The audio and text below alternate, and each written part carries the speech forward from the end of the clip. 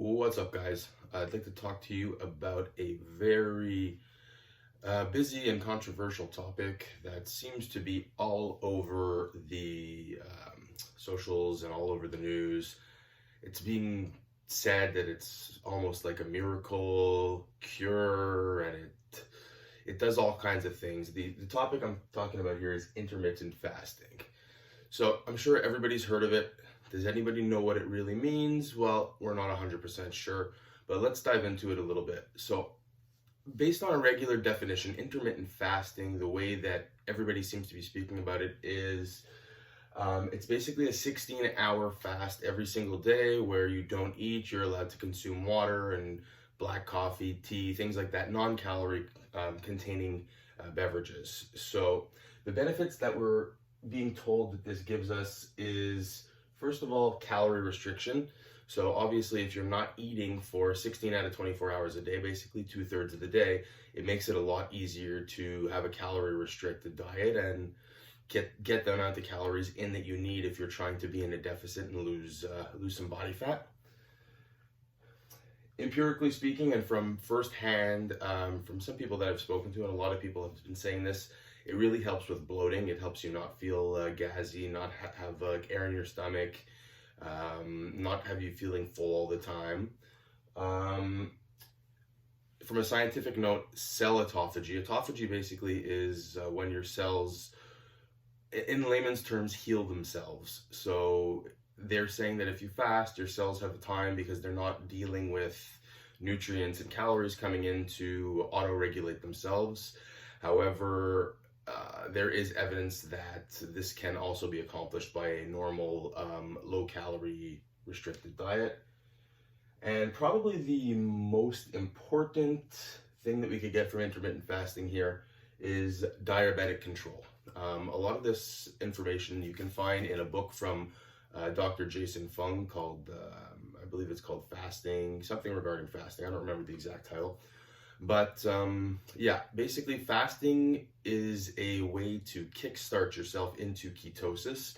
Ketosis is the state that the body goes into when it's deprived from carbohydrates for a long enough time. It helps, it's basically a metabolism shift where your body stops using glucose from food and glucose that you have stored in your body for energy, and it shifts to using ketones, which is an alternative energy source where your body will primarily use fat for energy. So it will either burn off of fat that you're ingesting or fat that is sitting on your body.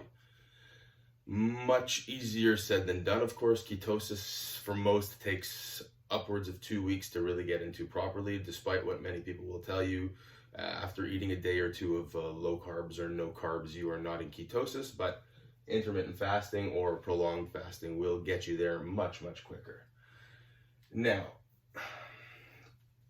I personally don't use this strategy because I have suffered from binging, and basically a lot of the times when I fast, because I've binged in the past, what will end up happening is I'll get home, it'll be like 6 o'clock at night, I've hit my 16 hours, and I start eating, and I'm so excited that I'm able to eat that 2,000 calories in that 8-hour window, which really is not going to be an 8-hour window. It'll probably be a 4-hour window, and then I'll go to sleep.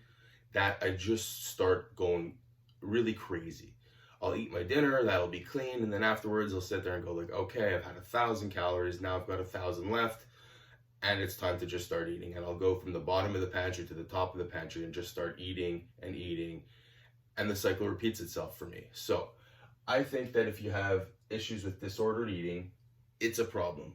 For binging, for people who have anorexia, bulimia, people who have recovered from actual eating disorders or who do suffer with disordered eating, be it binging, be it overeating, be it having a tendency to, when they consume like a carbohydrate product, want to always eat more and more, this is probably not the best strategy for you. However, if you do want to try and start this strategy, here are the tips. I would start it slowly. I wouldn't start jumping into a 16-8 split right away. If you're sleeping 8 hours a night, I would start off by doing 10 hours. So let's say you wake up at 7, push it until 9 and have something small to eat. If that's easy for you, the next day move it to 10, to 11, to 12, until you finally get yourself to that 16 hours. The key thing when you're fasting that people do not talk about is electrolyte balance. Your body will not use the electrolytes that it stores properly because you're fasting and you're shedding a lot of water in that time, and you're not taking in any salt. So for electrolytes, what we're talking here is you need sodium, you need potassium. Supplemented sodium is easy, just get it from salt. Some people will use Himalayan salt, some people will use a regular sea salt. The only thing I would advise against is standard table salt, because it's really not the best source. It's very refined. And potassium, if you're not getting it from food, obviously, you could get it from a potassium citrate. The issue with this supplement is that it is used as a diuretic, often for when you're going for a colonoscopy or tests where you need to really be emptied out. So you really need to be careful with potassium citrate. Do not follow the dosing on the bottle. Have yourself maybe a tablespoon, mix it into a tall glass of water. Try it and assess tolerance as you go along. These things mixed with a heavy amount of water being drank really will help make the intermittent fasting easy if you have issues with this. I'm talking like 4, 5, 6 liters of water a day.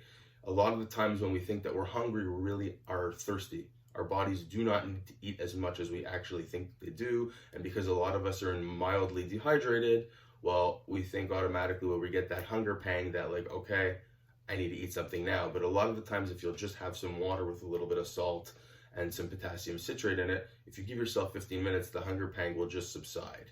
So for me, this is more of a playing with it thing. I really don't think if you have any issues with food, or if you suffer from any of these types of malaises where you're nervous that you're going to overeat, or that you're going to binge eat, or that you're going to go back to an old habit, I would personally stick to a more balanced, smaller meal, calorie restricted plan. But like I said here, it seems to do wonders for a lot of people. And if you don't have any issues, this really can help you control your calories and can be an excellent tool for weight loss.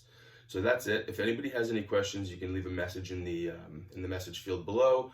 You can follow me on Instagram at Anti-Dadbod1, the number 1. And that's it. Wishing everybody a great day.